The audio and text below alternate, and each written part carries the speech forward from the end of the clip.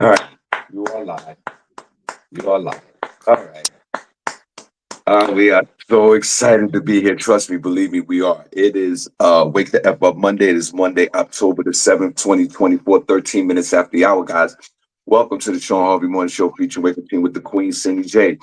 Only place on earth where you get your morning started right. The chat room is wide open, or if you dare to call in, the number is 570-982-6950. We hope you guys had a great weekend. It's Monday. We are happy to be here. Hope your family's safe. Please like, share, follow, subscribe to the Shawn Harvey Morning Show featuring Wake Up Team, and comment in the box, please, if y'all don't mind. Uh, what else I want to say? Yeah, this is where you get your morning love, but most importantly, it's the only place on earth where you get your morning started. To the Queen, SennyJ, good morning. God bless. What was that? God bless. Good morning. And how are you, young lady? Good morning, Sean. I'm doing great. Good morning to everybody listening. We have an amazing show for you today on this Monday. We're going to get started with Senny Says, where I will let you know what is going on in Hollywood and entertainment news. We're also going to have front page news with Senny J, where I will let you know what is happening locally, nationally, and globally. So you want to make sure you stick around for that. Thank you. Please stick around for that. We do appreciate you guys. And again, I apologize for starting late this morning. We were on time, but we started late. If that makes any sense, I do apologize. Now, let's start with this before we get into the show this morning. I want to thank everyone for coming out to a totally overwhelming, successful show this past weekend, or just last Saturday in Allentown, Pennsylvania, at the airport lounge. Thank you so much for coming out. The show was incredible. The place was packed, and it was dope vibes in the room. And the reason why I bring that up, because usually I don't bring this stuff. But by the way, the next show is November the 9th with Smokey Suarez. The reason why I bring this up, Cindy J, is Cindy was there. I saw Cindy in person. I rarely see Cindy J in person, guys. And Cindy was there, and and God bless her. Cindy was on. Remember, she was on her weight loss journey, and I'm assuming that she achieved her goals, and she looks really good. So I'm so happy for the Queen, Cindy J. And I say all this to say that at the comedy show, I continue. I'll be honest with you, and welcome to the show, Nicole Harris. Good morning, Sister Soldier. You already know. And after the show, I'm gonna go on TikTok for 2 minutes. I don't know where Cindy went, but we'll get her back. And I want to share this. At the show, my partner and I, we put the show together, and the ticket was selling, right? And you kind of know when you put on an event, how many people are showing up, and that's with any event. You guys do you can figure out how many people are coming to your house on a given day.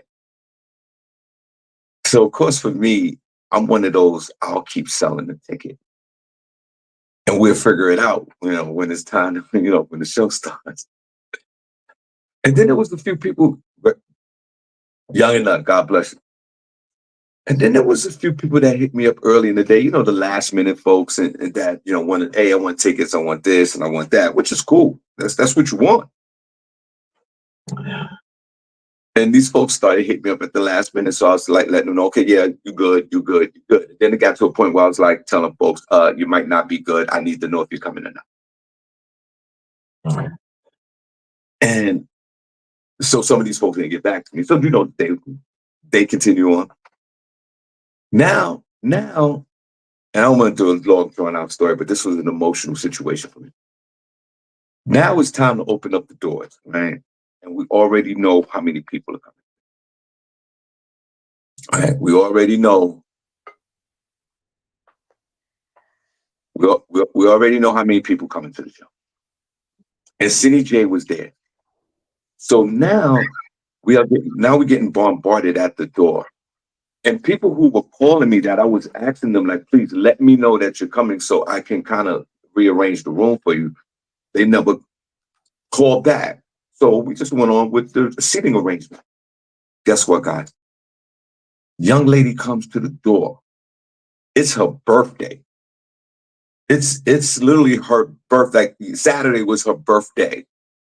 And she's a supporter of mine for years. And they all come to the door and there's no place for them to sit. And she looked at me and she said, I let them in. I let them into the room. They handed me money. I gave the money immediately back to them. The young lady looked at me and said, Shawn, today's my birthday. I got my girls with me. I'm all dressed up, as you can see. We got the birthday cake. And I got a babysitter for my 2 kids. And she goes, my homegirl got a babysitter for her kids.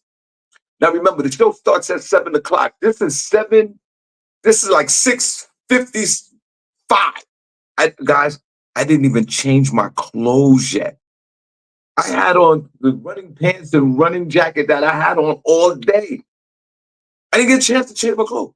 But when that woman said to me, Shawn, today's my birthday, and I got a babysitter for my kids, and her other homegirl got a babysitter, and all 8 of these women came into the room, I thank God the lounge that the show had extra chairs and tables. And I looked at my partner, and my partner was like, I don't know, ain't nothing we could do. It ain't nothing we could do. That's what he said to me. And he had every right to say that. He had every right to say, yo, Shawn, we just don't have enough space. But there was something in my soul. And I'm not trying to be no superhero here. I don't know if Senny saw me. Matter of fact, I got to, well, we get to that. You know what I did? I had a few of the men help me. I grabbed a bunch of tables and chairs, maneuvered it around the dance floor where we was doing the comedy show because I was determined. And these young ladies came from about 20 miles away. I was determined to get some seats, have seating for these young ladies. Now, while I'm doing that, SennyJ and her girls and all these other people, they don't really have no place to sit. Am I being right with this, SennyJ? Yeah. There was no seating. Right. So I went and grabbed more tables. Now remember, guys, the show starts in 3 minutes. I had changed my clothes. I'm sweating from my chin. I'm grabbing tables because I'm used to grabbing tables. I've never done wait service, but I might as well say I have because I've cleaned tables and I've picked up the glasses. I've done all of that.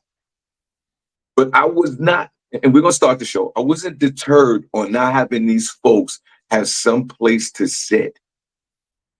And people were watching me as I was doing this. Am I right, CJ? Yes.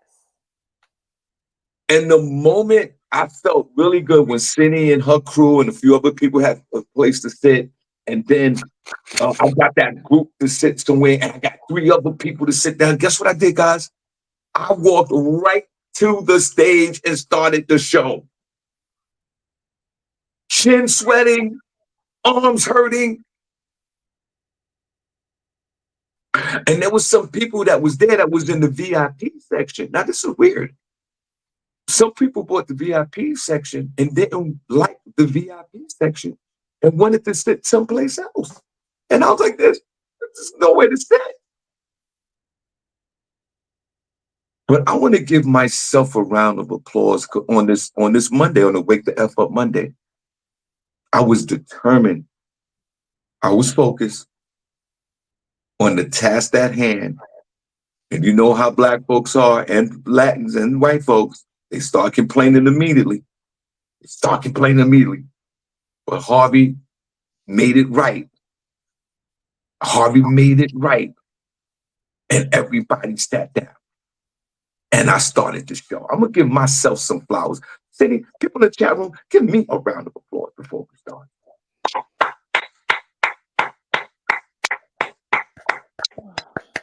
And Cindy was there, and as you know, I was concerned about my beloved SennyJ. Cindy's like a daughter to me. She was throwing them back a little bit. I don't know what she was throwing back, but she had the giggles, and her and her friend started, started talking crazy. Uh, but Not but I'm glad City made it home, and we had a good time. So that's all I want to say. I was not deterred. I made sure that these people sat down, and I didn't even change. My clothes were in the car. Shout out to the comedians who performed. Shout out to the DJ, my man, the New York King Talent, Destroyed the Room, Aldo, uh, Amber James, Talent Jr., Todd Lawrence. We all had a great time. Thank you. So, Cindy, that's all I want to say. That's a When lot. when your back's against the wall, push through. Yes, Cindy, what you got? Yes. Hey guys, I hope everybody had a good weekend. The first story that I'm going to start off with, and Welcome to the show, guys. my device just froze. I don't know what's going on with all my devices today. I had to come back upstairs. The internet wasn't right. Yeah, Everything's not working this morning. yeah. Go ahead. And your mic sounds crazy, but go ahead. Don't be jealous because you don't have one. Um, Kim Kardashian, I don't know if anybody has watched that Menendez brothers um documentary, not documentary, but I guess like a drama series on Netflix. Has brought their story again to the forefront. And Kim Kardashian is demanding the release of the brothers who were convicted of killing their parents. Okay. She made a release and it said, you guys, I'm sorry. They Are were you all right? convicted of killing their parents in 1996. She said, we're all products of our experiences. They shape who we are and who we will be. Physiologically and psychologically, time changes us. And I doubt anyone would claim to be the same person they were at 18. I know I'm not. Okay. One of the brothers, I think, was 18 at the time. The other one was 21. The brothers will get a court hearing in November after the Los Angeles District Attorney received new evidence that Jose Menendez allegedly molested his two sons. That was his. That was one of the reasons they said that they had to kill their parents because their dad was abusing them for years. Um, Joseph and Eric. During the trial, the brothers first stated that they committed the murders out of fear that their father would kill them if they threatened to expose him. However, both juries deadlocked, resulting in mistrials. So, in a second trial, they were tried together and found guilty. Both brothers were sentenced to life imprisonment without the possibility of So parole. in a second trial, they were So, do tried you think together and that found guilty. Kim Kardashian is reaching with this? Do you guys remember the case back in the day? Do you think that they should be given parole at all? Or do you think Kim should just be minding her business? I don't know. That show actually left me a little bit more confused. Did you watch it at all, Sean? I watched a few minutes of it, but I'm very I know a little bit of the history of this case. But wait, before you say that, there's a new, I don't know if it's new or not, but there's a new Aaron uh Hernandez. Hernandez series on FX is now on Hulu. You gotta watch this one, guys. I'm binge watching it right now. It's unbelievable. They dive a little deeper into Aaron Hernandez, and that boy was crazy. Is it a documentary or it's like a show? It's like a show. It's a series. Got about eight episodes. It's called the Aaron Hernandez story. And boy, He killed somebody, right? huh? He killed somebody and then killed himself. That's the football player, Cindy, that killed the dude that played for the Yeah. New England Patriots. Are you serious right now? Yeah, like I remember it, but I wasn't really following it. He killed Yeah. somebody and then killed himself, right? Yeah, he killed a dude and then he went to jail for it. And then they killed him in jail and committed Was it suicide. because he was gay? Yeah, and they dive deeper into his gayness on this new series called Aaron uh, My uh, hair is doing something weird. Hernandez story. Now, yo, good morning, everybody. Yo, Brian Martindale, Bronx, New York, will live out here in the Poconos. Good morning, my man, Princess Cox, no pause. Good morning, brother. You already know Derek Evans. Good morning. Good morning to you guys in the chat room. Young and D-Lo. You already know Sister Soldier, Aroma, and the one and only Princess Cox, no pause. You already know. Good morning, guys. All right, so these two men were convicted for killing their mother and father, which they did. They proved it. And they want to get off, they want to get released because of, I guess, maybe self-defense or whatever. Fine, whatever. You're right. Kim Kardashian, mind your business. They've already been in jail for about 25 years anyway. And what new evidence do they have? Well, I mean, if it's new evidence saying that they didn't kill their parents, yeah, they should immediately get released. Of course. If they didn't kill their parents, it should be released. But if this is some kind of, they're trying to get them off on some type of technicality, that's not right. These guys killed their parents. And I could never understand people, and I get it, I get people mental situations where they kill their parents. I think that's weird. Okay.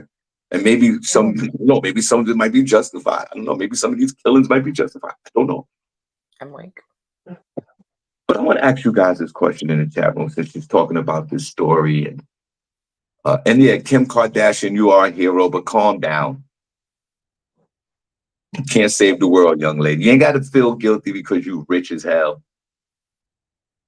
Don't worry about that.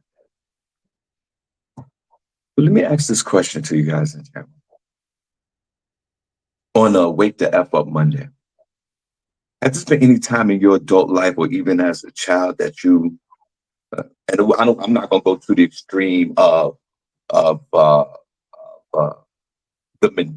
Melendez brothers killing their parents. But let's do a little soul searching here on the Wake the F Up Monday. And welcome to the show, guys. Only place on earth where you get your morning started right. It's your favorite uncle is Harvey. I'm here. Has there been any time in your life, forget about your adult life, even as a teenager, as a kid, that you raised your voice to your parents, particularly your mother? Has there been? And I want you to be honest. Be honest. It's all good. That's what we're here for. We're here to share and care. This is a no judgment zone. You already know. Y'all know all my business. But has there been any times that you've been in a heated disagreement, a heated conversation with your parents as when you was a child or a teenager? Because I know those teenage years, for me, we like to chest up to our parents. I've done it. And I'll start with me, SennyJ, before we move on. To this day, at this elderly age that I am, I've never, ever raised my voice to my mother or disrespected my mother at all. Have I done that to my father? Yes. I've been out of control and disrespectful to my father. But I've never disrespected or raised my voice at all in these 16,000 years to my mother. I'm going to start off first. I disrespected my father. I felt like I was being disrespected. I don't know. That's arguments. So I want you guys to do some soul searching since we talk about the Melendez brothers and killing people and killing their parents. Have I ever thought about killing my parents? No, not at all. Not at all.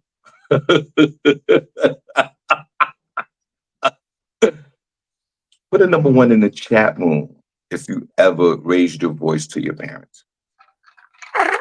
Disrespectful to your parents. We're just cleansing. It's on the Wake That Up Monday. We're just cleansing. No judgment zone here. I've already shared. I was disrespectful to my father, and I argued with my father. And we even tussled a little bit back in the day. When I was a teenager, I was a young guy. SennyJ, it's time for some cleansing on the Wake the F Up Monday.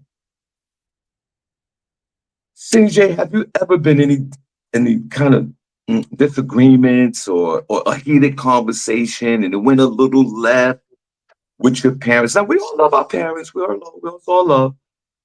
and maybe you went a little too far, and maybe you yelled out at your mother, God bless Linda, or you yelled out at your dad, or any guardian that you grew up with. CJ, have you ever raised your voice or was disrespectful to any of your parents in your life? I've already answered that question. That it was with my father. Yeah, Cindy, I've done it to both of them. oh, And I'll do it again. whoa, whoa, whoa. Oh, okay. No, hey. And I'll do it again. But, nobody ever wants to do that. It wasn't Right. disrespectful. Did you feel because when I disrespected my father, I was angry as well. So like the adrenaline was pumping. The adrenaline before we move on to the show, the adrenaline was pumping and he had that conversation like, I pay the bills, this is my house, you can get the fuck out. Like it was one of like, it was like that. And I was like, F you and blah blah blah blah blah. And my mother was like, yo, y'all both calm down. It was the whole thing. Mm-hmm. But I did feel bad because I was in the wrong. I did feel bad for yelling and disrespecting my father, but then there was a part of me that felt pretty okay about what I did because I was sort of defending myself even in my being wrong. Now, Sonny, it's interesting to say that you've done it before and you would do it again. So as an adult, you're an adult now. You're a grown-ass woman now. Mm-hmm. You would feel the need, whether if your mother or father is wrong and they're out of order, you would feel the need to chest up with them again at this point in your life. Because I give you an example. Say if my mother starts tripping on me right now on the way to F up Monday. Say if my mother starts tripping. God bless my mother. Y'all know my mother. Y'all know my mother. If my mother starts tripping on me right now, even she's 92 years old. See, I'm gonna let all that go. I ain't even gonna like why. Why am I doing that? Why am I going back and forth with this? Mm-hmm. So see, you still got the vigor to go chest to chest with mom and dad today? It's not going chest to chest. I'm not yelling because I'm trying to like come at you. I'm yelling because of how the conversation went and what you're saying to me. If it doesn't make sense, and you know what I'm saying, I always say to my mom, I'm like, you're the smartest dumb person I know, because sometimes the things that you're saying to me, it's not plausible. It doesn't make sense. I don't know why you're taking it there. You know what I mean? I try not to get upset like that. You know what I'm saying? But the conversation sometimes goes there. But it's never disrespectful. I would never curse at my mom or say anything that was demeaning to her. My voice is just raised. Have you ever cursed out your mom or dad? Guys, for the chat room, I've cursed out my dad. I've done that, yes. Have you ever cursed out your mother, father? No, never done Okay. that. I don't do that. I don't even curse out people when I'm in a regular argument. I don't like put a number one in the chat room if you disrespected or cursed mom or dad back in the day when you was young, or maybe even today. Just I don't know. Just since we're talking about this Melendez situation, we just want to know. I don't. If you don't have to answer the question, it's fine. So just be mindful of the respect for your parents. That's all, because you got to respect them, because that articulates down to the kids. All right, Sydney, what else you got? And Melendez brothers, if you're not getting out of jail. That's not gonna happen. And Kim Kardashian, let these men rot in jail for the rest of their life, okay? Yeah, even if their father was abusing them, they literally, self-defense is only if you're in immediate danger. They were like literally sleeping, watching TV. So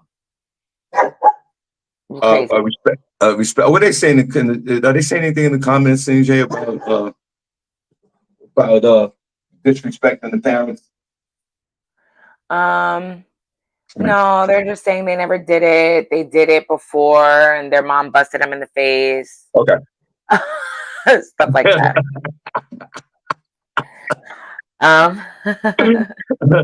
Put a number one chat room if y'all got busted in the ass by your parents. Give me 17 number ones, SennyJ. I'm giving you 17 number Yeah, one. please do. Because now let me ask you that question, guys, in the chat room. Put a number one chat room if you got your ass bust by your parents. Cindy, could you give me 47 number ones, please? I'm weak. If you, if you, if, Rich Wilson said he had to curse his uncle out. Not at Thanksgiving, Rich. who said he cursed his uncle out at Thanksgiving? No, it wasn't at Thanksgiving. He just said he had to curse his uncle out. Put a number one in the chat room. Good morning, Sharon. Hold on a second. Hold on. Put a number one in the chat room if you got the old-fashioned whooping from the parents back in the day. Cindy, your mother, your beloved mother, Linda, has she ever bust your ass when you was a kid?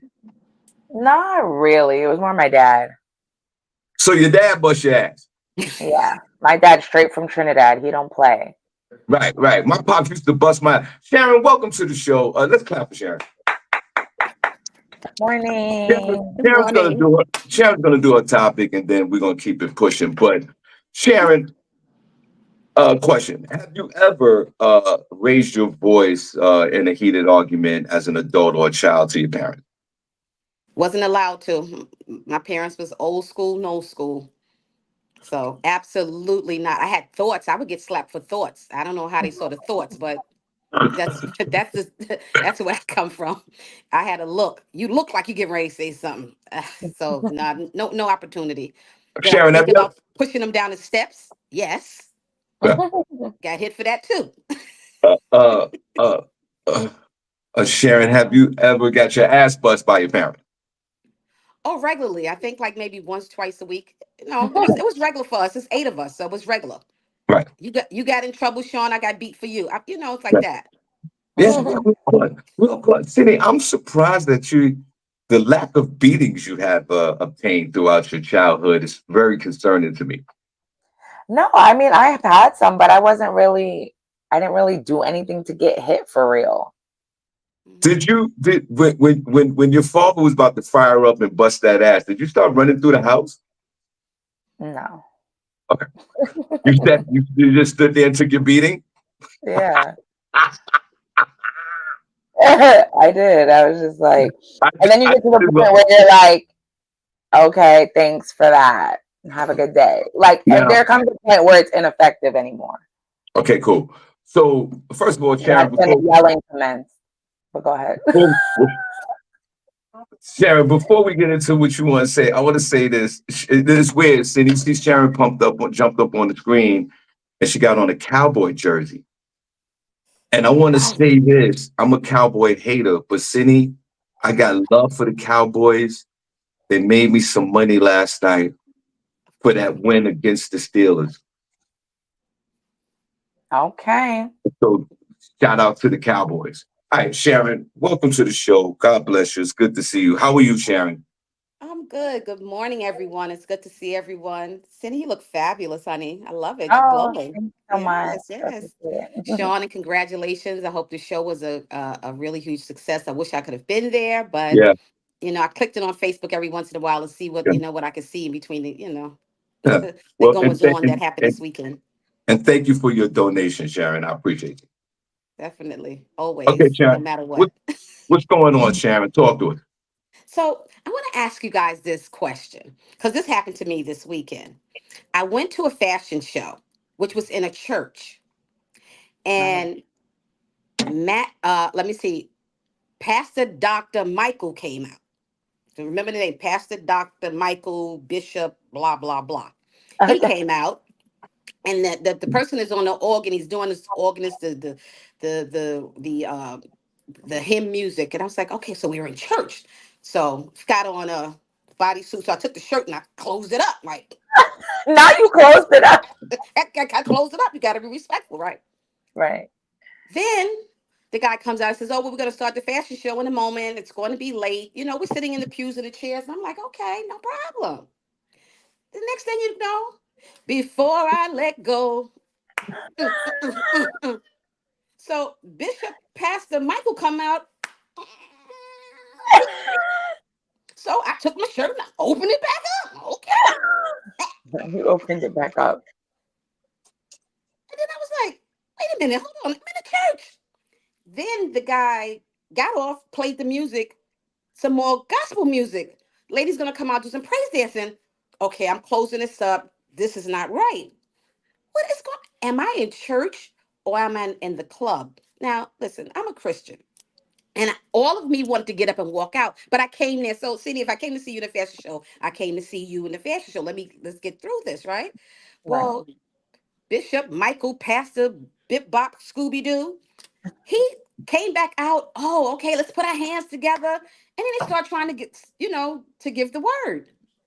Very confusing, very, very confusing. And then they started playing some more music. So he started doing the electric slide. And I said, look, God forgive me. I'm not going to go to hell in a bobsled with this guy right here. Now, was I wrong? Because I did. I got up and left. I had to get up and leave. Was Now, did they do the fashion show already? Yeah, they did the fashion show because they had stuff in between. It was kind of mixy. It was like being in a club, being in church, being in a club, being in church. And I've never, been to anything like this before. And he's Mhm. telling us, praise God and all these things. And if you want to, excuse me, what? He went and changed his clothes, Sean. He changed his clothes. He had like 3 different blazers on. He had gold shoes on. He had white shoes on. I'm like, what is? No, this. We're sitting in hell. So I told the folks, I was like, so listen, I've got to get up and I've got to leave because the spirit is telling me to get up and leave. You're going to get it for this one, Sharon. See, the Cowboys almost lost last night, Sean. So you want me. Um, I was like, oh my God. So I got up and I left and I went outside. So the people that I was with, all that, they came out and it was like, why did you leave? Why did you leave? So I was like, wasn't right. So they was like, nah, you shouldn't have left because you came to see the person in the fashion show and you were supposed to be there and support. I did. I paid $35 to get in here. I did support. But what's going on here? So Pastor Bishop Scooby Doo came outside. That's why I'm calling him Scooby Doo. He came outside. I said, you're a pastor of what? You're pastor of this church? He said, yes, I am. And I've been here for 35 years. I said, doing what?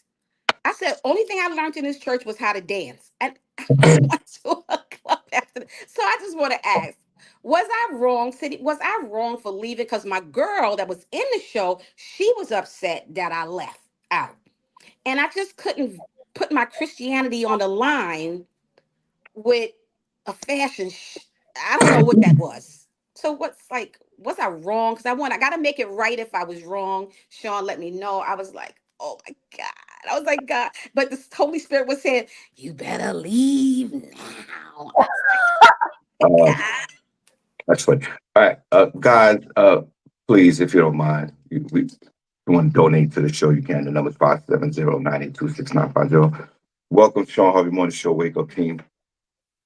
With these two queens on the platform. That's SennyJ and Sharon Vaughn.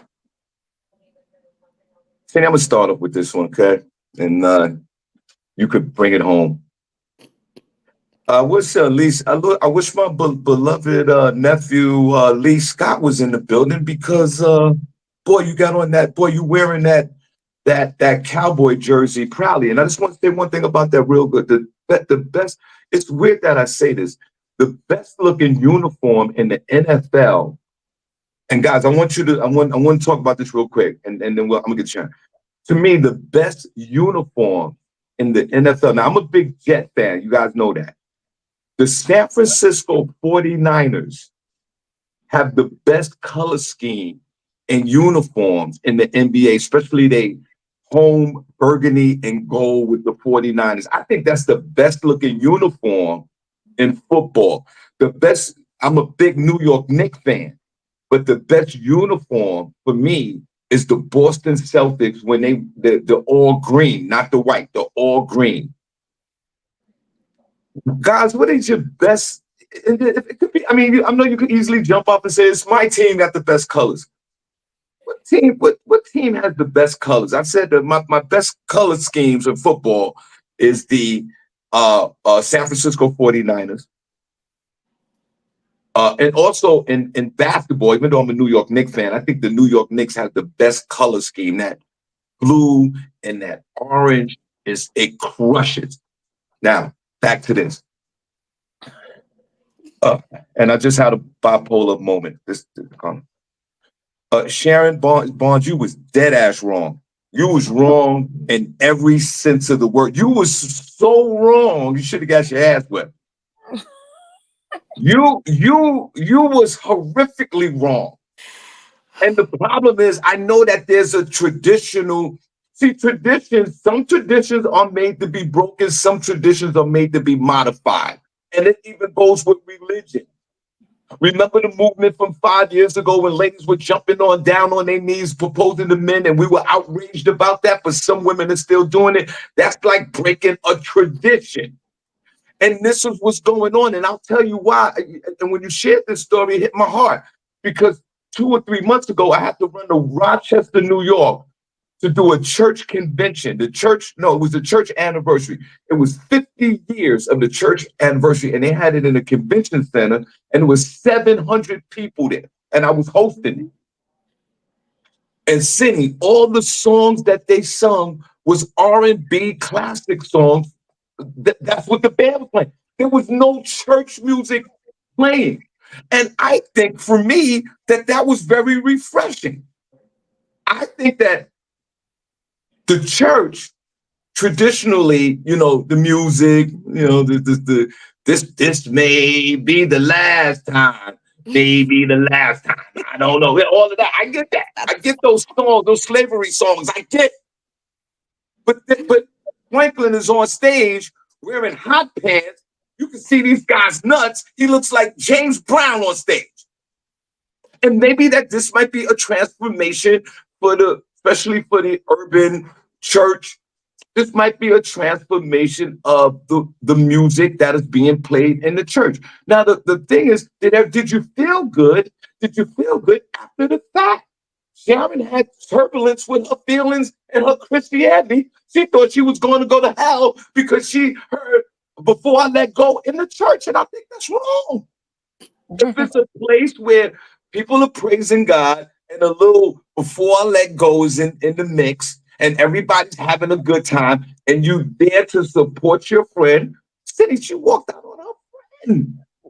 Because they played "Before I Let Go" when half of the church was listening to that music the night before they came to church. Sharon, don't you know, and Cindy could bear witness to this, at the comedy show Saturday, we had a whole church group there.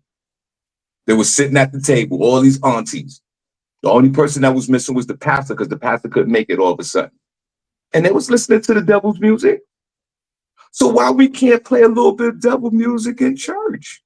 Why we can't play a little "Before I Let Go"? You can't mix it. You got "Before I Get Let Go," you got Luther Vandross, then you got a Yeah, gospel hymn, and then you can't go back and forth and why dancing not? in church and partying and clapping, then praising. That don't go together. And just Cindy, what about the praise dances when they stomping on the floor on social media all day looking crazy?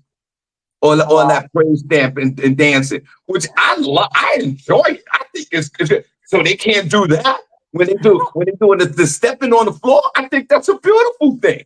I think I think it was more so that it was in the church. The places that you're describing, an amphitheater with 700 people, or, people that go to church going to a club to watch a comedy show is different than it being in the sanctuary. You know what I'm saying? So I can understand the disconnect she felt being in Well, that environment. Um, Sharon, did you know, anybody else walk out other than you? Well, I'm not really sure because I really ran fast. And there were a lot of people behind me. But Sean, it's like I was confused. Am I in church or am I at a club? You was But in I think what church. threw me, the music, I think what threw me was Dr. Bishop, so such and forth. I think he's the one that threw me because you notice they play Jamaican music and they do like this here. Yeah. Pond yeah. the river. He was Pond the river. All I right. said, bruh. Sharon, I feel like that is a little bit of a weird space to so have what? a fashion show, though, Listen, back in the and do day, all of that. City, back in the day, they said Reverend Ike was weird. They said all these Listen, other pastors were weird. So okay, so the pastor is flamboyant. He's not your traditional pastor guy. Okay. Maybe it might be a Ringling Brothers and Barnum and Bailey circus kind of a thing. Okay, that's his style of preaching. I don't see anything wrong with it. I really don't. Like, I mean, if it's not, I get it. If it's not for Sharon, Sharon's more traditional. I get it. But I think that some of these churches and some of the music is metamorphosizing into some R&B. Kurt Franklin is doing it every night on stage. But he's keeping it gospel. We literally listening to Frankie Beverly and Mays, and we listen to R. Kelly, we listen to Puffy, and we're in church and you playing hymns and you got praise dancing going. Like when I say mixy, I mean very mixy. And so it leaves you as a Christian kind of feeling like you helped, you know what, let me just go outside. You know, I'm gonna just rock outside. I'm gonna tell my girl, no, no. I mean, Cindy, you're I definitely wouldn't know. able to. Cindy, what do you think?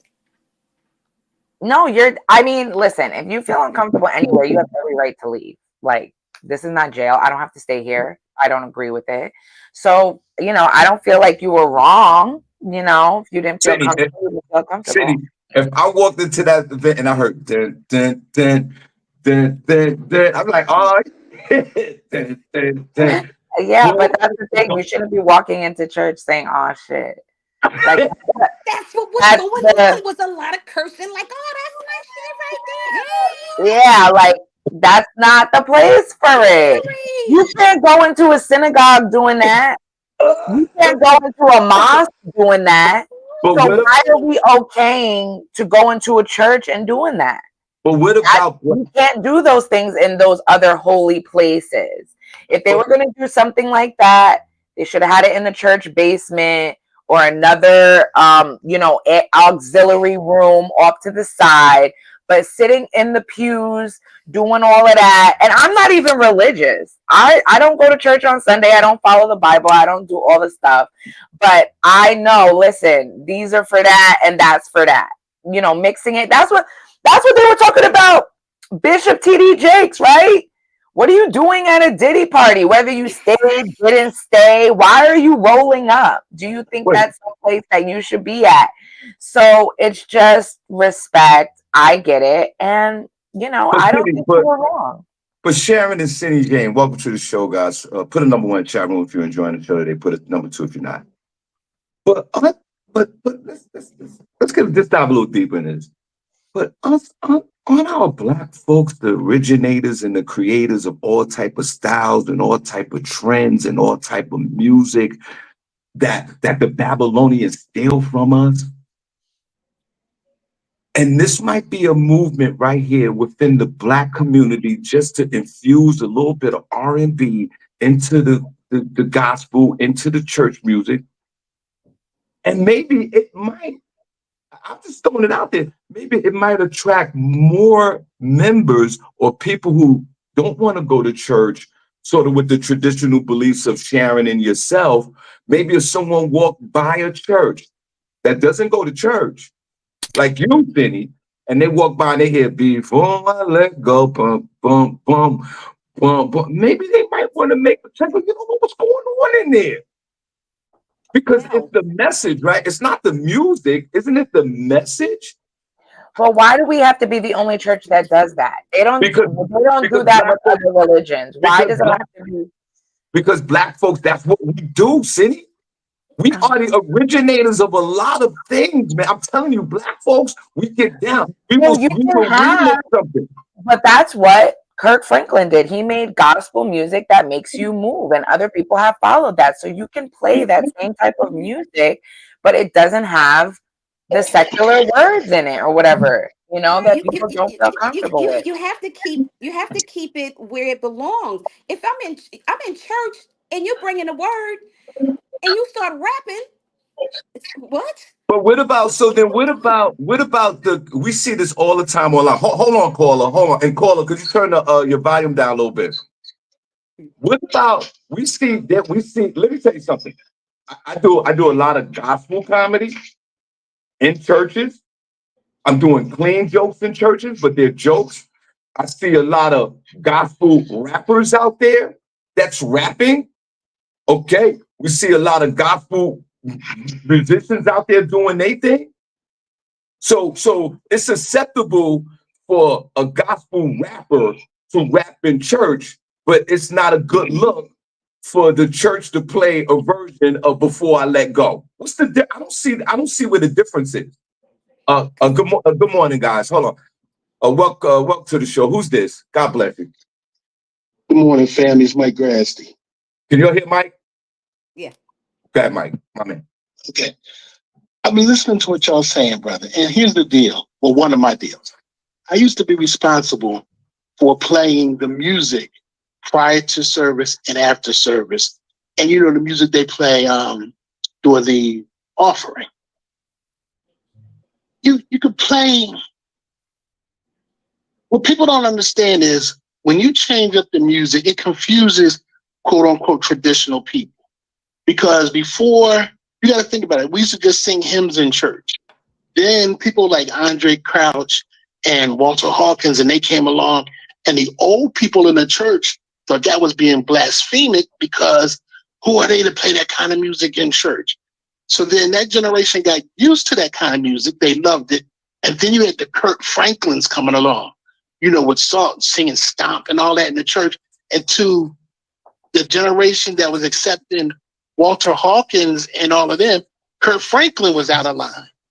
Then you get these newer cats who are starting to rap in church, okay? It's not so much of what they're doing. You got to listen to the lyrics. You know, when I play those songs, when I played DMX one time in church, it flipped everybody out because they knew the voice, but they wasn't listening to what he was saying. It was actually a prayer. Once they started listening to it, they was like, oh, snap. I can listen to this and I can't listen to that. And you got to remember, when change comes along, it's not always bad. You know, we get so caught up in tradition and this, that, and the other, and we lock ourselves in these boxes, and the older people who are agreeing with it start to die out, but you have no younger people to keep that church going. You got to find something that appeals to them and teaches them.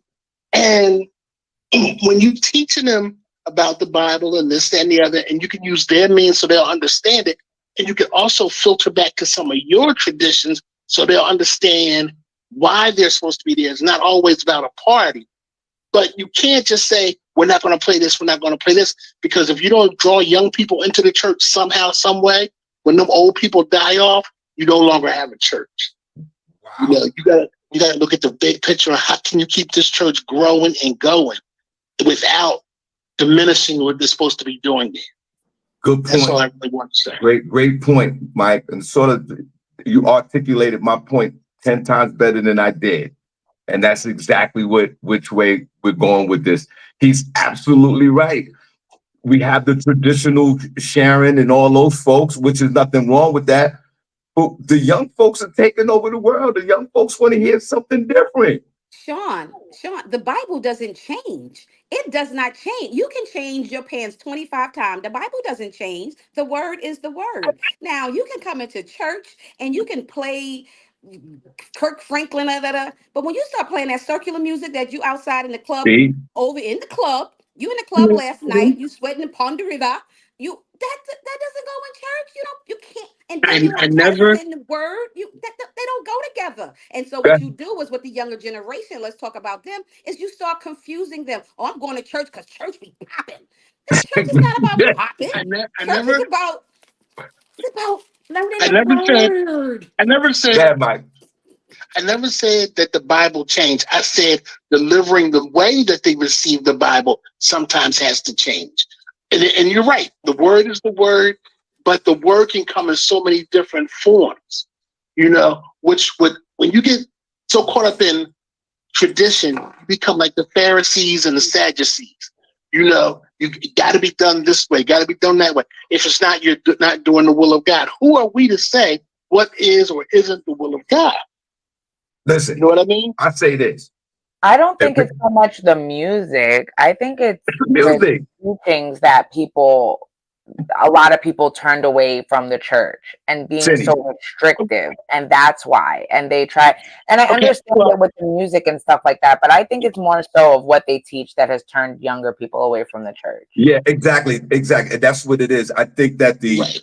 the so-called gatekeepers, I use that in better terms, but gatekeepers who are steadfast on the word. Hold on with that word, because these young folks are gonna come in. They're not gonna specifically change the words. They're gonna change the style of with how to Right. present the word. I mean, it's but to say like Sharon, for perfect example, Sharon, like they playing that secular music in it, like it's such bad music. I didn't And say it's the mad music. It's because a place. It's a place for everything. Circular music does not put. It's a Why place for not? every. It doesn't why? belong because Why? that's not what the church is built, and the Bible doesn't say that. It doesn't even talk about Okay, instruments. well, But I'm not gonna go. I'm gonna get deep because I don't want to get deep. It doesn't even say about instruments. But you can't. You Why can't. you can't? And listen, I'm gonna say okay. In the Bible, chapter 27 it says, "Boast, not thou shalt." And then go. Yeah, but you know what I'm saying. You know what I'm saying. I You get just hip hop and Scooby.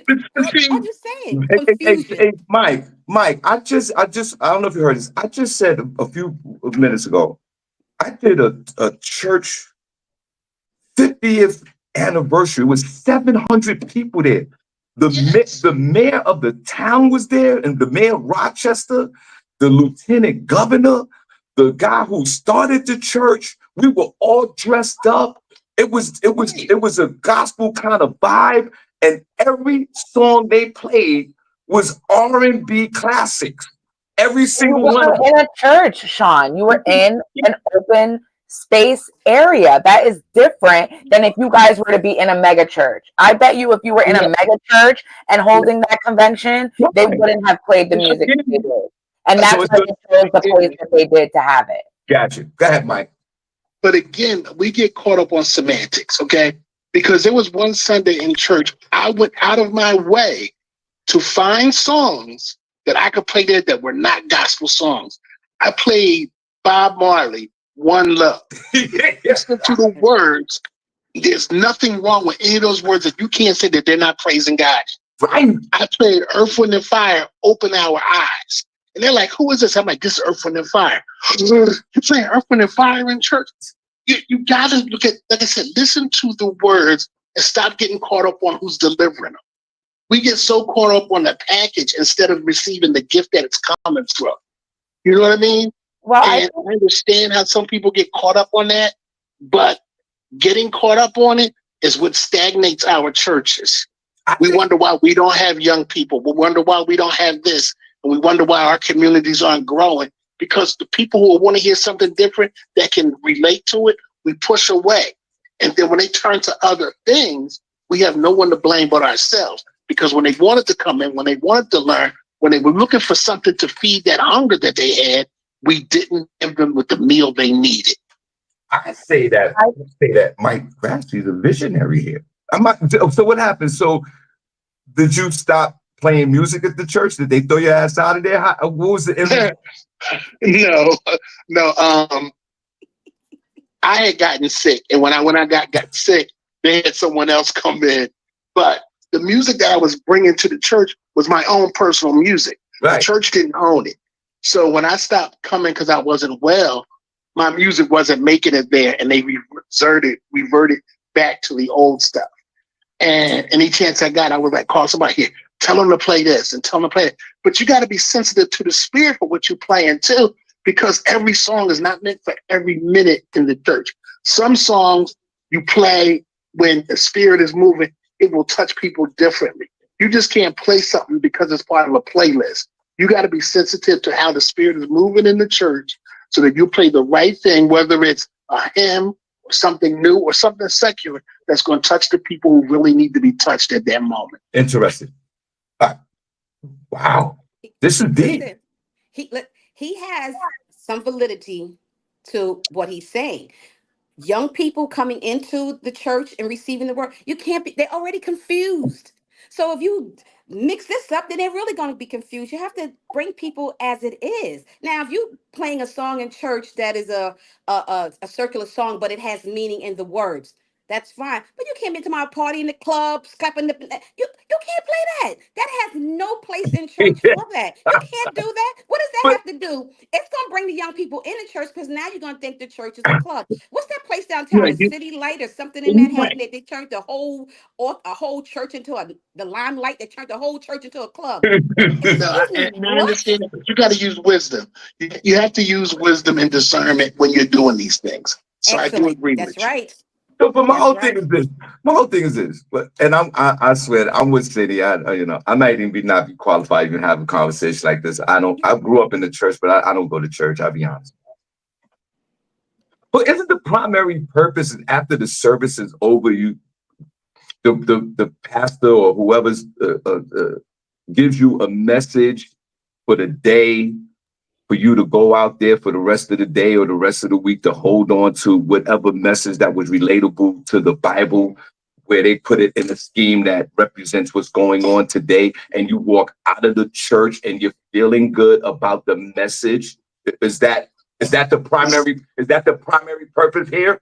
For me, church is not I about going to believe feel good. No, and I'm just saying, isn't it the primary purpose is to gather some information from the Bible that's articulated from the pastor to make sure that you're feeling good or you have some knowledge about the day and you go on about your day. Is that the primary purpose here? Well, my belief is the church has a twofold purpose. One, the word should encourage you to get through whatever you're going through Right, that week, and right. two, to inspire you so that you try to be better than you were the day before. Okay. And if you can get those two things done through the church, then the church is doing their job. So then what does that got to do with Hold on one second, Sean. then hold on, Sean, hold on one then what second. does wait. What does that got to do with the music then? What does that got to do with the music?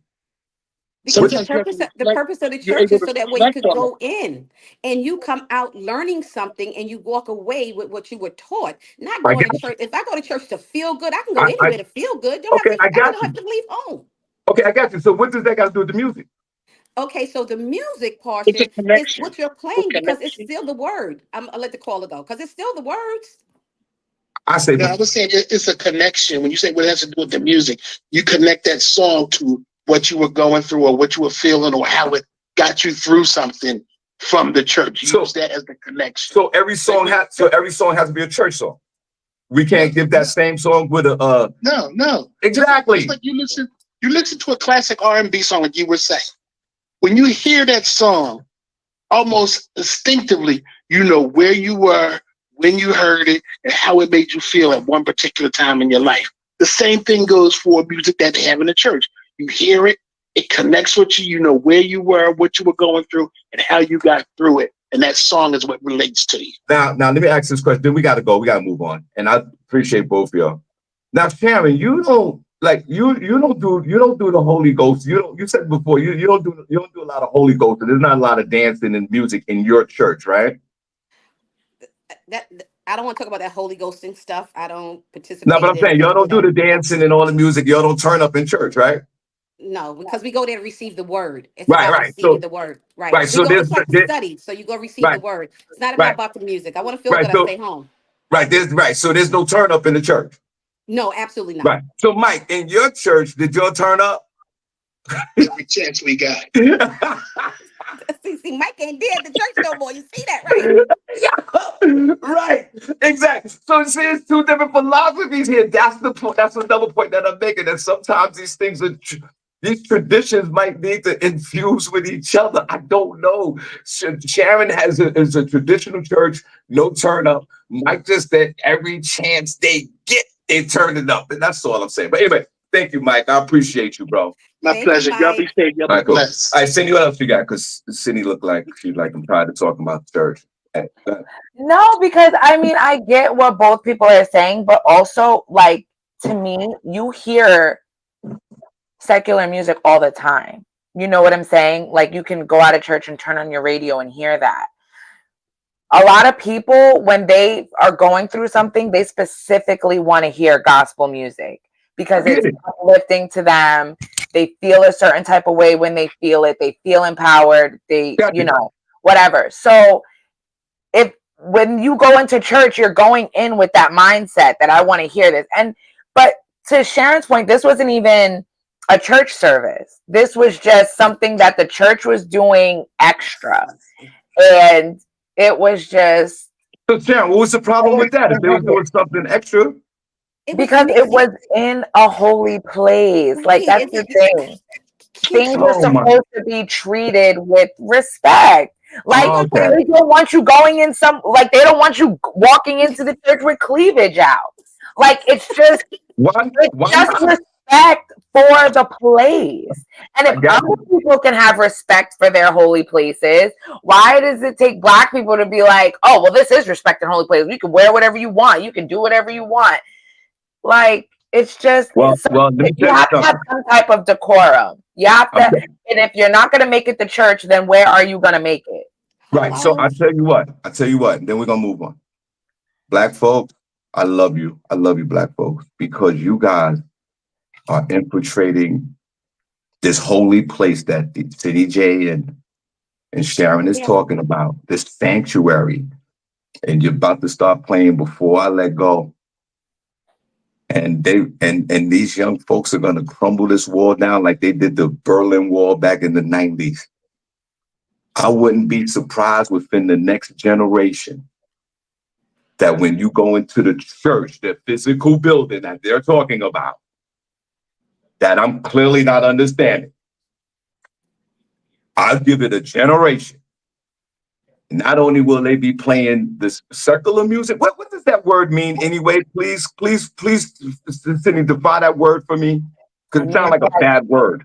Yeah, it's supposed to be. It's like not holy or something like that. Like not. Now, is that fair to say that about this music? But that's another time. Promoting attitudes, activities, or other things that have no religious or spiritual basis. Okay, gotcha. Now, folks, let me tell you this. The traditional folks like Sharon and the liberal folks like Mike and my nephew Lee Scott's going back and forth in the chat room. He's an old school Christian. I get it. That's the cowboy fan like Sharon. I get it. But please believe me.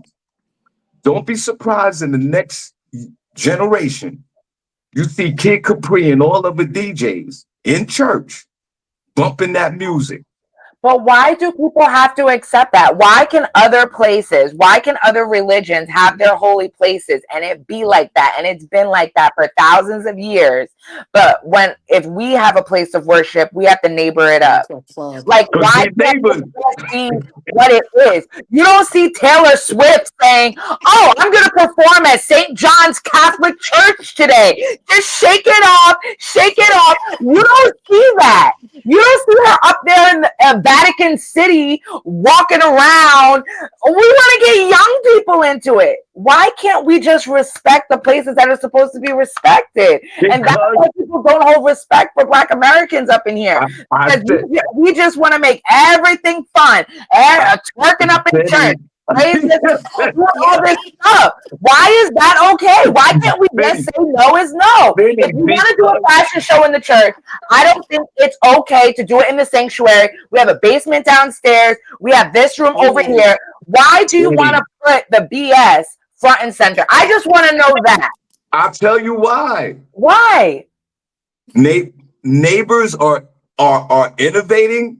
They're changing the situation. Innovative? Is it innovative though? The church is supposed to be a place that's supposed to be helping the community. I'm not disagreeing with you. That $35 from the people going in there, feeding the homeless, upgrading your church if you didn't have a basement, doing something that's good. We don't need more secular music in church. We don't need that. That's part of the reason that people ain't going to church now. I get it, but Cindy, I'm not going to argue with you. I get it. I'm just saying. You're saying that's what brings the people in. What I'm saying is these traditions. I'm telling you, they're coming down like a ton. Hold on, they're coming down like a ton of bricks. These young folks are going to infuse this music into the gospel. I'm telling you. They're not doing it at mosques. Kirk Franklin. They're not doing it at mosques. They're not doing it at That's synagogues. Catholic When I And churches. they're just not said doing we're it in the neighbors. Catholic church. We're We're the only neighbors. ones doing it. We're the only ones Cindy, doing it. we're neighbors. That's what we do. People are We gotta people help the the same neighbors. at the end of the day. And you know why they're not doing it? Because people are holding on to their traditions. I It's a understand reason that. why it's called a tradition. I understand that. And traditions are meant to be broken, some of them. And Okay, that's what's happening here. You see whatever. Kurt Franklin on stage with his tight ass pants on. You can see his nuts. You can see his nipples. And Yeah, he's he's on on stage. a stage. He's not in church. So 30 years ago and 40 years ago, when you had top gospel singers, they wasn't on stage performing like, no disrespect to Kurt Franklin. They wasn't performing. So these traditions are starting to bend a little bit. That's all I'm saying. All right, Cindy, put a number one chat rule if you're enjoying the show today. Put a number I love two it. if you're not. Shout out to Kurt Franklin. And shout out to the Dallas Cowboys who won me money last night. Shout out to the Cowboys. Sean, send me something. Word. Cindy, what else you got before we get out of here? There is a guy. Well, you guys, I'm kind of burnt out. And Sharon, thank you for the topic. I appreciate it. Definitely. Let me see here.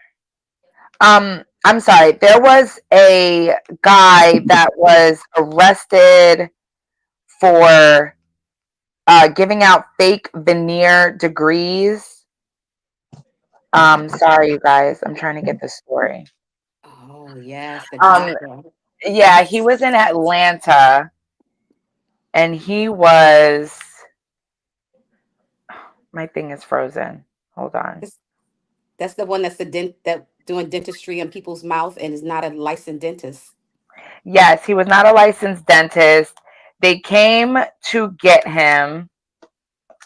You guys, I'm sorry. They came to get him, and he's being charged with all types of crimes. If you guys if anybody got veneers done by him, you can come. They have a hotline that you can call. The FBI went in there and took all of his equipment, all the people he served. My thing is not working. So if you guys had veneers done by him, you can call the hotline in Atlanta. I'm so sorry. My last story, very bad. Cindy, I know what you're talking about. So if you got chiclets in Atlanta, it was him. Yeah, I don't know why he was charging $6,000 per class for people to come in and learn how to do these veneers. It's one of those cases where I don't know. He actually believed like his own lie. Like he was really. I don't know why he just didn't get the money he got and then closed down shop and went about his business. So you guys look it up. It's a crazy story. All right. Well, listen, everybody's side hustling. So I guess, you're right. He could have did 2 or 3 and did the close shop. And, he got that 6K, got another 6K. And then why stop at this point? And honestly, He was opening other locations. It was a mess. But how was his work? What was his reviews like? Like if he was doing People were complaining about their teeth was hurting. This fell out. That was over there. That tooth was too big. That one was too small. Right. All right, guys. Thank you, man. Put a number 1 chat room if you enjoyed the show today. Put a number 2 if you didn't. We truly appreciate you guys so much for tuning in. And thank you. We'll be back in a few days. Cindy, you got the last word before we get out of here. The last word is be happy. Do not let anybody steal your joy today. Right. My last word is play that music in the church, baby. Play it all. My last word is amen to those. Stay blessed. Don't listen to Sean. All right. See you guys later. We're out of here. Love you guys. Bye, guys. Thank you so much. Later.